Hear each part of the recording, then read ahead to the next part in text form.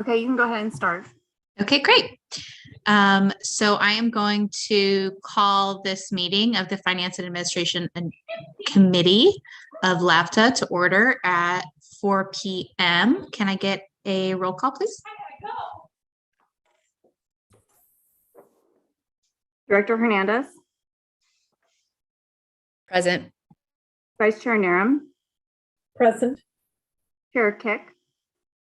Here. Reform. Thank you. So we're going to move forward.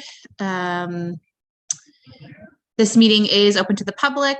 You may address the committee on a matter within general subject matter and jurisdiction of the LAVTA Board of Directors. Please keep your comments to 3 minutes. Do we have any members from the public present and wanting to speak? Currently, we don't have any attendees in this meeting, and I didn't put comments via email. Okay, great. I will close the public comment. Can we approve the minutes for October 26th meeting? Hernandez will approve the minutes for October 26th. Narum, second. Okay, great. Can I get a roll call, please? Yes, Director Hernandez. Aye. Vice Chair Narum. Aye. Chair Kick. Aye. Motion passes. And Treasurer's report. Good afternoon. So before you is the Treasurer's report for the month of December, halfway through the fiscal year. And at our halfway point, we are at 39.23% on expenses and 31.6% on revenues. So our revenues are short. They're really lagging coming in this year. But we have sufficient cash on hand in our own account. So we're not having to necessarily wait until MTC pays us. So we're good there.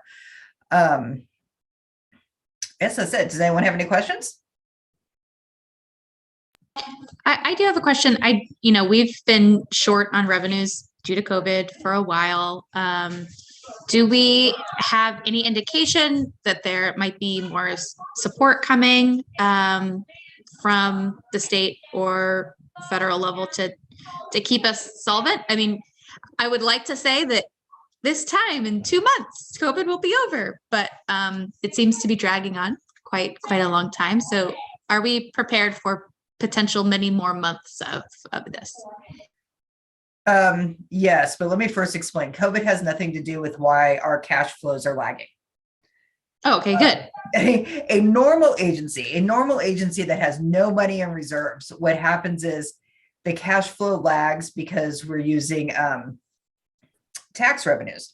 So the state controller's office gets the tax revenues and then they very slowly give you the money, right? It's generally like you don't even get a check till September. Our agency has not been in that position for a long time because we always had money in reserves. So if you have money in reserves, they will send you whatever that amount is kind of at the beginning of the year. So you have, 5 million in reserves. You've asked for 10 million, but they'll send you the 5 million. And then as the other money comes in, they'll send it to you. So we usually have all of our money by January. However, we depleted our reserves at MTC so that we could have cash on hand because we have this huge $20 million project and getting reimbursed on that money, causes a problem when, we're going to have a $5 million bill due and you don't have 5 million in the bank. So we've been holding that money on hand. So our reserves at MTC were low, but we as an agency had all that money sitting in our bank account. So this year, MTC was like, yeah, you've been holding that money for a while because that project's delayed. We want that money back. And so we didn't send it all to them, which is otherwise we have nothing in our bank account. We didn't send it all back to them, but we did send them back 10 million. And so that'll help with next year's cash flow. This year, in terms of our revenues, it's coming in slow because we didn't have that money in MTC's reserve.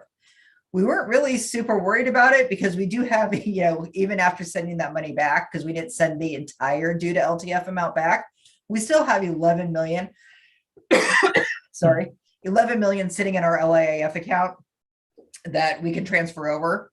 And that's actually a little more than 50% of a year's revenues anyway. So cash flow wise, we're fine.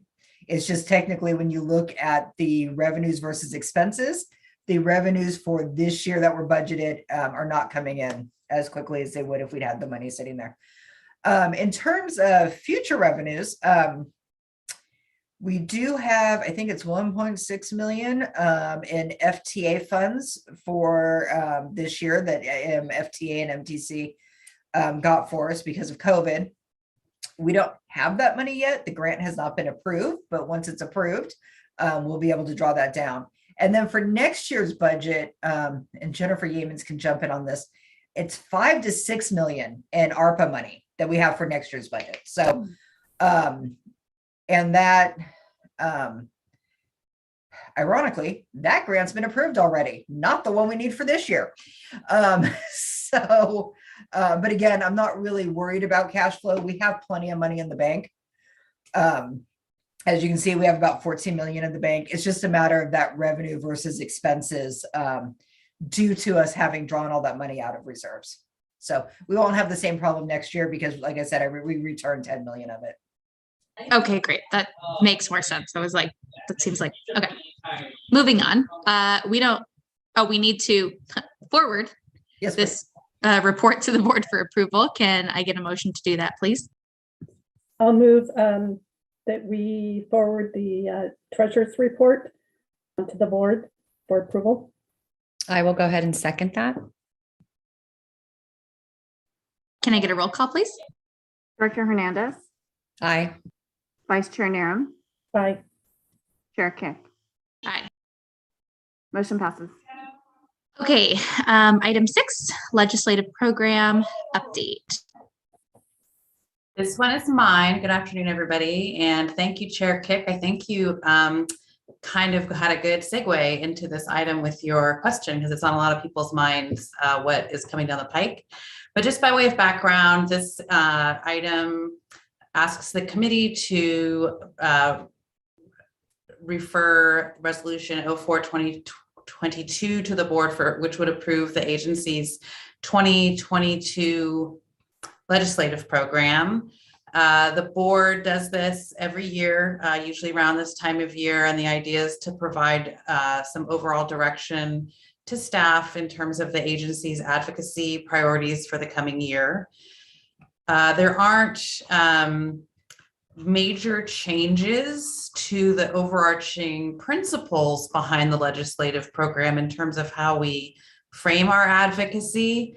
Those are still the same 4 that are included in the staff report and mainly center around protecting our existing funding sources as well as trying to continue to enhance opportunities for new funding, as Chair Kick referenced.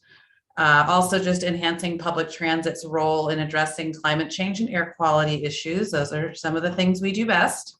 And then finally, just leveraging support with our partners to kind of continue to advance mobility and the state of the art and enhance service productivity. So those 4 principles kind of inform both a federal and state legislative agenda that is included in attachment 2. To help you out, because you probably remember last year's legislative program very well, I included the changes recommended for this year's program in a markup form so you can see what the differences are, but there aren't major differences. I've just made modifications just based on things that have happened in the past year versus things we're expecting to happen in the coming year, consolidated a few things. So that's kind of the basis of what we as staff are expecting to work on.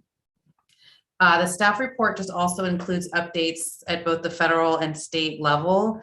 I think the big news at the federal level, and I'm sure you all know about the bipartisan infrastructure law.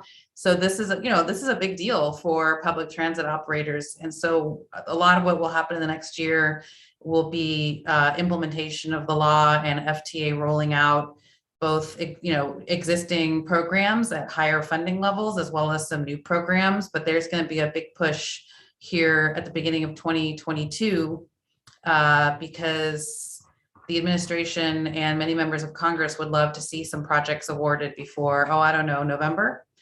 So that will be a lot of what's happening in the first part of the year. But I just think big picture, it's a good story to tell, because the higher levels of funding are good news for our industry long term. This will reauthorize 5 years worth of public transit formula funds. And after FY27, when it's time to re-up the surface transportation reauthorization, that's going to be a new higher baseline for what people expect those funding levels to be. And you probably know there's a growing understanding of the role public transit has to play in the nation's, climate and sustainability agenda. So that's all good stuff. If there's any downside, it's that Congress hasn't actually appropriated any of the money yet. They're still operating under a continuing resolution, as you may know. So that will expire February 18th. And they got some things to figure out between now and then. So unless there's questions just about the federal stuff, I can move on to the state. The big news there is pretty much the governor having rolled out his FY23 budget. There are a couple things to note there for you. One is there's, modest increases in some of our key transit funding sources that flow through the state budget. They're not huge, but they're increases. It's definitely a different picture than we were looking at this time last year, or in May of 2020.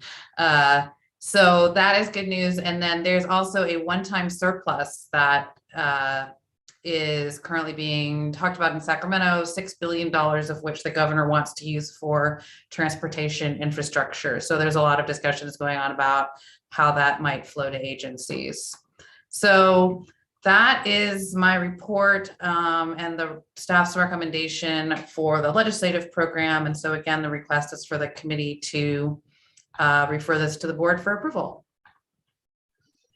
So I don't want to put Mayor Hernandez on the spot, but you were just because it's kind of related. Before we move on, do you want to let us know what your visit was like to Washington, D.C.? Yeah, my visit was awesome. It was great. We were able to, so just to reiterate, it was the Tri-Valley mayors that were able to attend. I know that a lot of mayors canceled, obviously due to COVID. And so it ended up being myself in person with the Danville and San Ramon mayors, and then via Zoom, the Pleasanton and the Livermore mayors. But it was great to be able to meet with, we met with Congressman Desaulniers, and we actually went into Congressman Swalwell's actual office there. So it was great to be able to see them one-on-one. With regards to meeting Nuri Fernandez, I'm not sure if you guys are aware of her.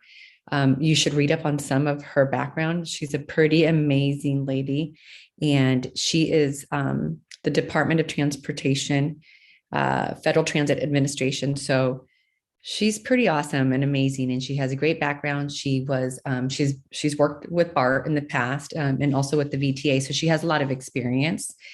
She is excited about what we're doing here in the Tri-Valley. So just to be able to have that dialogue and conversation, and providing transportation to all is something that they look forward to, and also to be able to get a project up and going.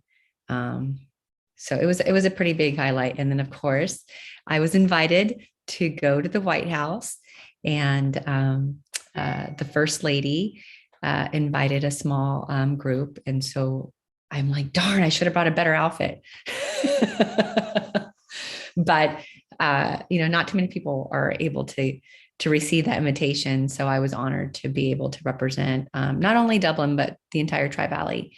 And it was exciting to be able to look at walk up to that beautiful White House and just see everything that's in action and rolling, and just inside was amazing. So I can share those pictures with you later. Awesome. Just figured it was related and was interested to hear. Can I get a motion to move this resolution to the Can I board, ask a please? question first? Oh yeah, sure. Sorry. I'm not being a very good chair right now. No, it's okay. So thank you, Jennifer, for putting this together. And I generally, I think it's really good. I did have a question under the federal, the first goal, the second strategy. And, we have the overarching, to improve climate action, which I think is really, the low or the zero emission programs. And so I was wondering in strategy 2, if that maybe should be beefed up a little bit. There's reference to it, but as important as that is, I just wonder if there couldn't be expanded a little bit or a little more emphasis on that with the climate action, and making sure that we have the research funding and things for hydrogen. It's kind of a long-winded Yeah, question. is the request that we if we could definitely beef it up before we bring it to the board. I just want to make sure it has the right ingredients that you're looking for.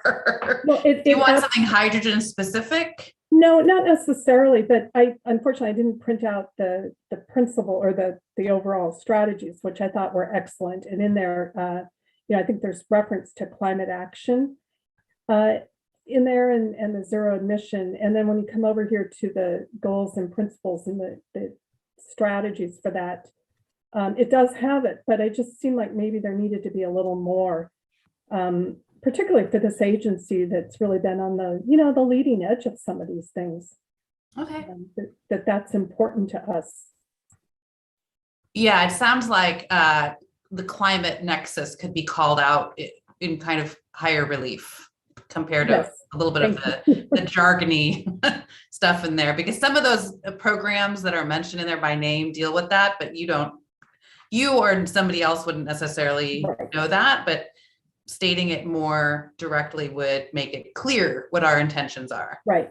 Well, I just look at, your background and my background, the North America's Transit Agency of the Year, and you get that by being innovative and at the forefront. And obviously, I think one of the things is moving to, either the low or zero emission buses. And that's why I just think maybe a little more emphasis on that. And I'm not even sure exactly how I would do it because I'm not a writer, make no bones about it, but it just struck me, as much discussion as we've had over the board meetings, maybe if we could just call that out a little bit more. I don't know what Brittany and Melissa think. I'm certainly open to discussion. Yeah, I think it's important to just make extra clear, because not only is this, a legislative program that will be enacted by staff, but it's important in any public documents that we are making as clear as day to regular people what we mean when we move forward. So I think that's a great idea. Yeah, I think adding the hydrogen wording, it doesn't hurt anything. Jennifer, I know that a lot of people, that's going to be a big topic in the next few years to come. It's already starting already, whether it's in, the buses or, the train in the future and, our transportation from Valley Link and so on. So I don't think it hurts anything. Yeah, I might even add the word research on, no emission fuels or something along those lines. Because it's not just about, buying hydrogen buses for us, but it's also somebody doing the research to improve them, optimize them, reduce costs, the whole 9 yards, 10 yards. Okay, and just to be clear, you pointed that out in the federal one. Mm-hmm. The state program also mentions zero emission fleet transition, but more on the funding side and not as much on the research side. Now there's activities going on both at the federal and the state level in this area, so I can broadcast that into both. I just want to make it clear what you're requesting. Yeah, for some reason the state seemed it didn't catch my eye as much as the federal, maybe because I was in page 2 of it, but I don't think it would hurt to strengthen the state, particularly since California is, kind of leading the nation on the zero emission policies and things to beef that up a little bit as well. Okay, I think I can run with that, and then note those in the staff report when it goes to the board Okay. with the committee's input. Okay, great, thank you. Okay, can I get a motion to move forward the recommendation with the additions suggested by board member Narum? I will go ahead and move for approval with the suggestions that board member Nurum added on there. I'll second that, and thank you. Okay, can I get a roll call, please? Director Hernandez, Aye. Vice Chair Narum, Aye. Chair Kick. Aye. Motion passes. Okay, and contract award for LAVTA on-call engineering consulting services, item 7. Okay, thank you. This is one of mine also. So we're going to travel down the timeline from obtaining funding to actually developing projects. And so this item before you is to approve a resolution recommending the board award contracts for on-call engineering consulting services to 3 firms: Bureau Veritas North America, Gannett Fleming Incorporated, and Kimley Horn and Associates. LAVTA has since 2011 proceeded in terms of acquiring its needed engineering support services using consultants. And we have done this through basically these on-call engineering bench contracts, whereby every 5 years we, through an RFP, procure on-call services from 1 or more qualified firms. And then as projects come up, we issue task orders to the most qualified firm for the work. And so for LAVTA, the kinds of work we're talking about would be civil projects like bus stop improvements, traffic engineering projects like the transit signal priority project from last year, you all remember, and then a host of other kind of facility-based and other stuff. So we issued an RFP, we had an evaluation panel evaluate them. There were 3 firms that were all scored fairly well in response to the RFP. There's a lot of detail in the staff report for your information, but the bottom line is that we had 3 very well qualified firms. We looked at their qualifications within the different engineering disciplines we were looking for and identified a most qualified firm for each discipline.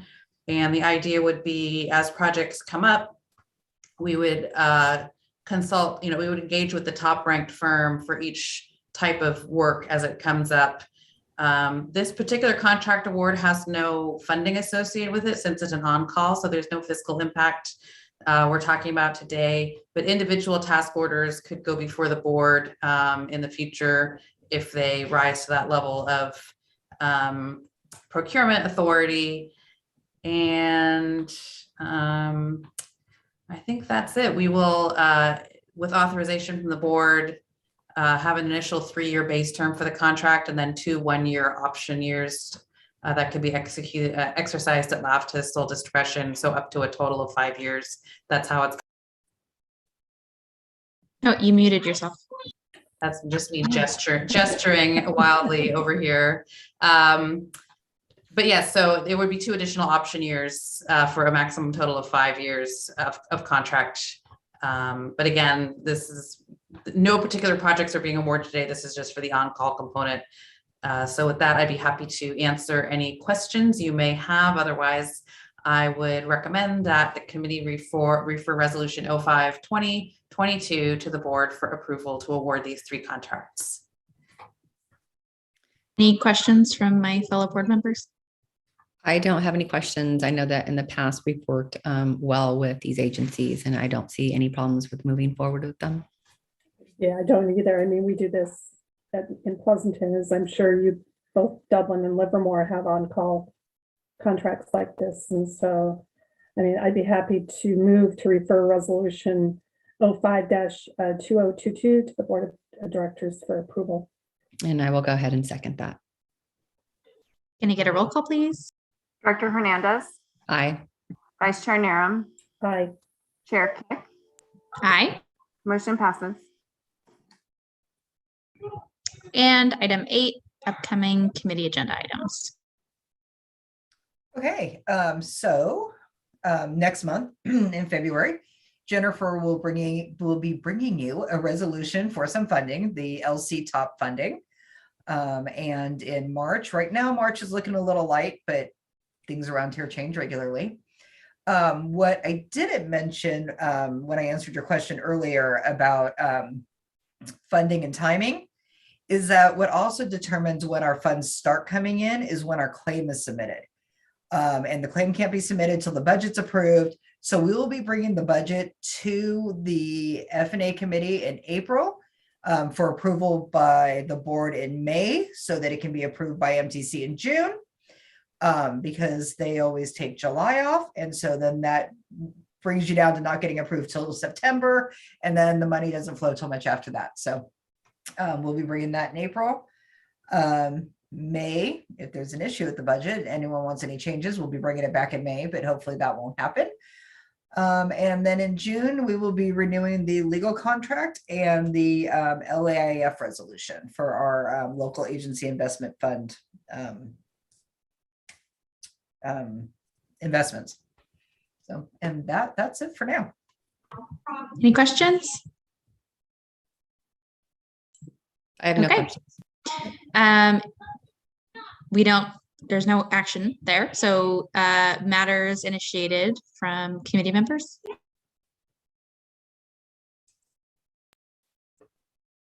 I don't have any. Well, I mean, I guess I did want to it's something probably super simple too. I could probably just call tomorrow.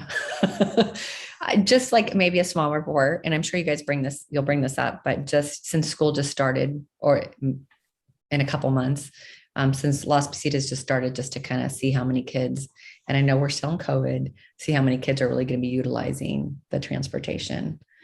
And, you know, the money that's associated with that. Because it sounds like now they put the fee on when parents / kids are paying for the Las Positas on there. So you'd like to see what the ridership's looking for Las Positas? Yeah, and like the funding associated with that. We can do that. We can bring that back next month. Okay, thank you.